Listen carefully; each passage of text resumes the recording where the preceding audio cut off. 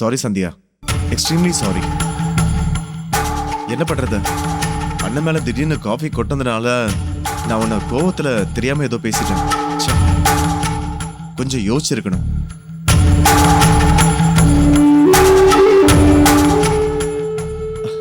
இருந்தாலும் நீ என்ன பண்ண முடியும்? காஃபி உன்னால ஊட்ட முடியாதுல்ல, அவர் பெரிய மாமா வேற.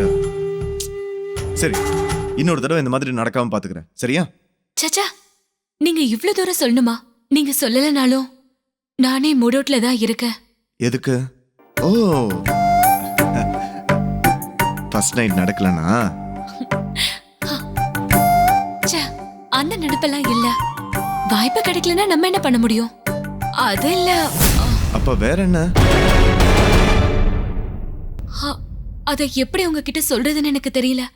உங்க அண்ணனுக்கு அப்படி நடந்ததை நினைச்சு எனக்கும் ரொம்ப வருத்தமா தான் இருக்கு. ஆனா நானும் சோகத்துல இருந்தேன்னா அப்புறம் அப்பா அம்மாவும் சோகத்திலே இருப்பாங்க. அதான் நார்மலா இருக்கு. நடக்கிறதெல்லாம் பார்க்கும்போது உன்ன மாதிரி எனக்கும் மூடாப்பா தான் இருக்கு.